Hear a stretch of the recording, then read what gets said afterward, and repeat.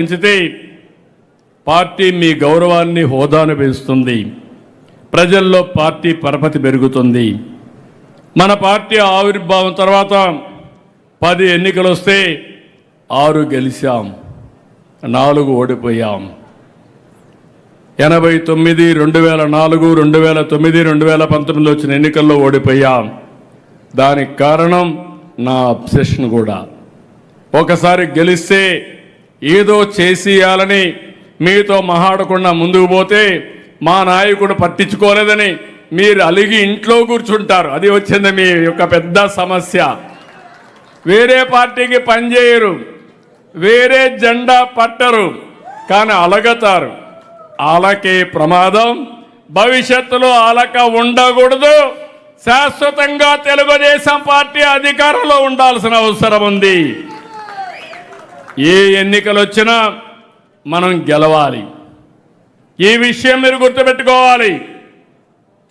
కార్యకర్త అనే వ్యక్తి మీ పరిధిలో ఏ స్థాయిలో ఉన్నా ఆ స్థాయిలో ఎప్పుడు ఎన్నికలు పెట్టినా గెలిపించే శక్తి, సామర్థ్యం మీకు ఉండాల్సిన అవసరం ఉంది. దీన్ని ఒక ఆనవాయితీగా పెట్టుకోవాలి. వైకుంఠపాళి రాజకీయాలు ఇటు పార్టీకి అటు రాష్ట్రానికి చాలా నష్టం, కార్యకర్తలకు కూడా నష్టం.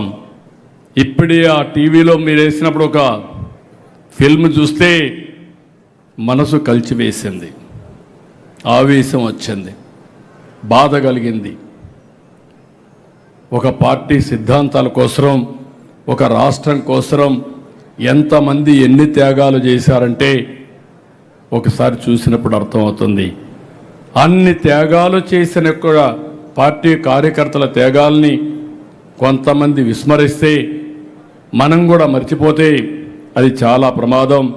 ఈ విషయం మీరు గుర్తుపెట్టుకోవాలి.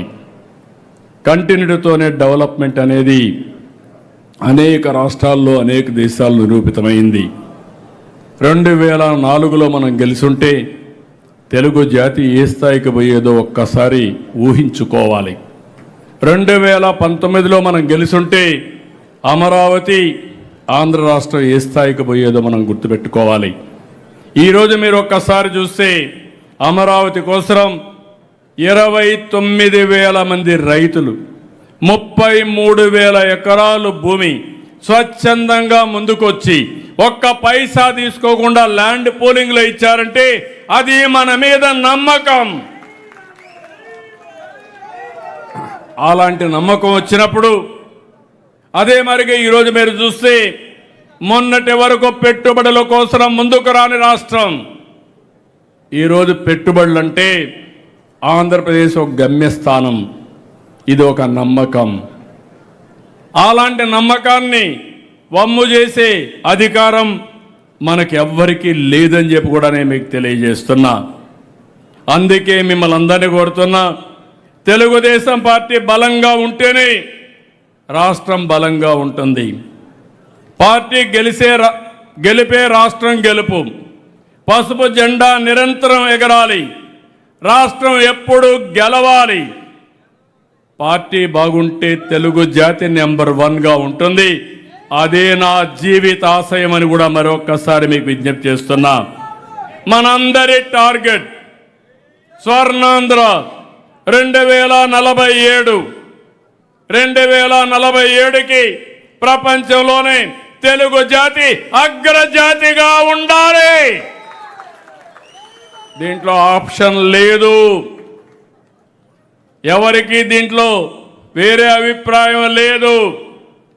భారతదేశం 2047కి వికసిత్ భారత్ ద్వారా ప్రపంచంలో నెంబర్ 1 చేయడం నరేంద్ర మోడీ గారి సంకల్పం అయితే, దానికి ఇంధనం పెంచే శక్తి ఆంధ్రప్రదేశ్ రాష్ట్రం, తెలుగు రాష్ట్రం, తెలుగు జాతిని మరొకసారి విజ్ఞప్తి చేస్తున్నా. దానికోసం ఈరోజు ఒక సంకల్పం తీసుకుందాం. రాబోయే రోజుల్లో ప్రతి ఏ పని చేసినా మీరు ఆలోచించాలి, ఇది ప్రజలకు నష్టమా, లేకపోతే ప్రజలకు ఎక్కడన్నా ఇబ్బంది కలిగిస్తున్నామా. పని వల్లనే కాదు, ప్రవర్తన వల్ల కూడా ఈ రెండు ఎప్పటికప్పుడు నెమరేసుకుంటూ ముందుకు పోదాం. ఈ సంకల్పంతో ముందుకు పోదాం. నేను కూడా మిమ్మల్ని ముందు మారిగా అబ్సెషన్తో ముందుకు పోను. రాజకీయ